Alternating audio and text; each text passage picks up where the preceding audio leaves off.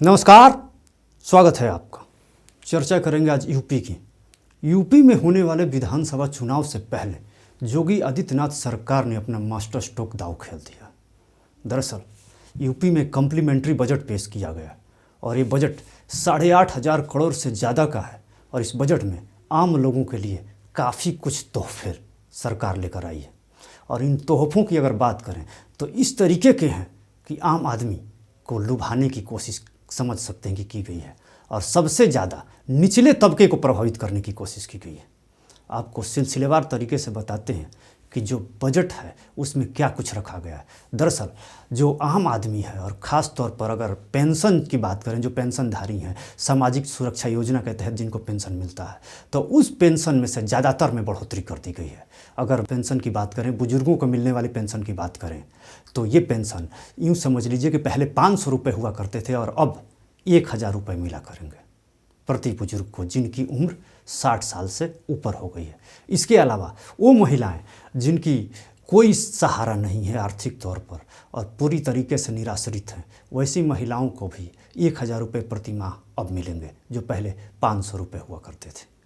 इसके अलावा सबसे अहम जो इस बार फैसला किया गया है वो है मजदूरों का। वो मजदूर जो असंगठित क्षेत्र के हैं, यानी असंगठित क्षेत्र के मजदूरों का जिनका कोई माई बाप नहीं होता, वो मजदूर जिनको न तो कोई स्ट्राइक कर पाते हैं, न उनकी तरफ से कोई संगठन लड़ने वाला होता है, ऐसे मजदूर बिल्कुल ही नौकरी से जब निकाल दिया जाता है तो बेसहारा हो जाते हैं। ऐसे मजदूरों को भी 500 रुपये प्रति माह अप्रैल तक देने का वायदा किया गया। तो कुल मिलाकर योगी सरकार ने आम लोगों को और ख़ास तौर पर वो लोग जो सबसे निचले तबके में आते हैं और जिनको आर्थिक तौर पर परेशानियों से हमेशा दो चार होना पड़ता है, उनकी जेब में थोड़े से पैसे डालने की कोशिश योगी आदित्यनाथ की सरकार ने किया है। और निश्चित तौर पर योगी आदित्यनाथ का ये दाव काफ़ी कारगर फिट बैठ सकता है, क्योंकि चुनाव महज कुछ ही महीनों के अंदर होने वाले हैं। यूँ समझ लीजिए कि कम्प्लीमेंट्री जो बजट पेश किया गया है वो बजट काफ़ी सोच समझ कर पेश किया गया है। इसमें आम लोगों का विशेष तौर पर ध्यान रखा गया। अब देखते हैं कि योगी आदित्यनाथ सरकार का रुख क्या है और ख़ास तौर पर बीजेपी जो योगी आदित्यनाथ के नेतृत्व में एक बार फिर चुनाव लड़ेगी, उसका क्या माहौल है। तो दरअसल यूपी में अभी फिलहाल की स्थिति ऐसी है कि एंटी इनकम्बेंसी जैसा कोई लहर तो दिख नहीं रही है, लेकिन कुल मिलाकर योगी आदित्यनाथ सरकार किसी तरह की लापरवाही करना नहीं चाहती, लिहाजा मतदाताओं को साधने की पूरी कोशिश की जा रही है इस कम्प्लीमेंट्री बजट के जरिए। वैसे एक निजी सर्वे करने वाली एजेंसी का मानना है कि एक बार फिर साल 2022 में भी योगी आदित्यनाथ की सरकार आ रही है। जिस एजेंसी ने सर्वे किया है उसमें 47% लोगों का मानना है कि योगी आदित्यनाथ की दोबारा से सरकार बन जाएगी, जबकि 31% लोगों का कहना है कि समाजवादी पार्टी की सरकार आ रही है। इसके अलावा बसपा भी है, समाजवादी पार्टी के अलावा बसपा और कांग्रेस भी हैं, लेकिन ये दोनों पार्टियां जो है काफ़ी निचले पायदान पर है और इसकी संभावना 6 और 8% लोगों ने लगाई है कि ये सत्ता में वापसी कर सकती है। कुल मिला के सबसे ज़्यादा जो संभावना जताई गई है वो योगी आदित्यनाथ की सरकार को लेकर जताई गई, यानी बीजेपी की सबसे ज़्यादा संभावना ये सर्वे में बताई गई है कि सरकार बन रही है। हालांकि इस सर्वे में ये भी बताया गया है कि कड़ी टक्कर होने वाली है समाजवादी पार्टी से। वैसे अखिलेश यादव की बात करें तो अखिलेश यादव ने हाथ मिला लिया है अपने चचा शिवपाल यादव से, तो अखिलेश यादव कड़ी टक्कर देंगे और उसकी रणनीति उन्होंने अपनी तौर पर बना ली है और इस बात का एहसास योगी आदित्यनाथ को है। लिहाजा योगी आदित्यनाथ ने अपने तौर पर तैयारी कर ली है और जो सख्त प्रशासक की छवि है, इसके अलावा जो कुछ भी उन्होंने पिछले 5 सालों में किया है, सारा लेखा जोखा और ब्यौरा इस बार जनता के सामने होगा।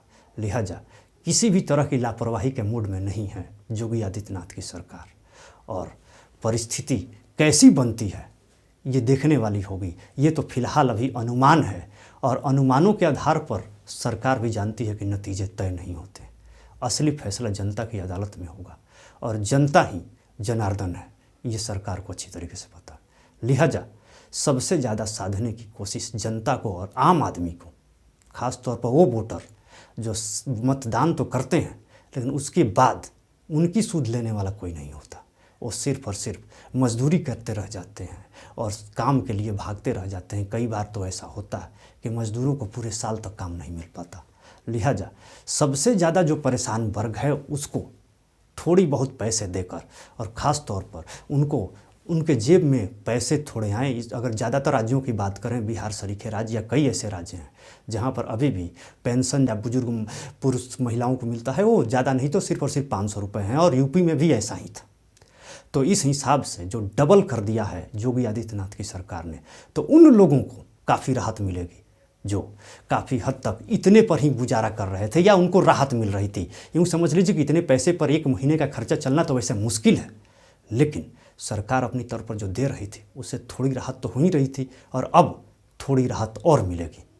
तो निश्चित तौर पर सरकार ने ख्याल रखने की कोशिश की है। तो उन्हें लगता है कि कम से कम समाज का निचला तबका भी शायद बीजेपी का ख्याल रखेगा। अब देखिए होता क्या है चुनाव में, लेकिन योगी आदित्यनाथ ने अपनी तौर पर रणनीति बना दी है। तो इस रणनीति का नतीजा क्या होगा ये तो चुनाव के परिणाम बताएंगे, लेकिन फिलहाल दाव काफ़ी कारगर हैं। जनता को ये मैसेज देने की कोशिश की है कि वो समाज के सबसे निचले तबके को विषय में भी सोचते हैं, और उनका सोचने का जो तरीका है वो ऐसा है कि सिर्फ अमीरों के लिए नहीं, सरकार गरीबों के लिए भी है। फिर अब रही सवाल कि नतीजे क्या आएंगे, तो इंतज़ार कीजिए, फिर देखिए होता क्या। फिलहाल इस वीडियो में इतना ही। बहुत बहुत धन्यवाद।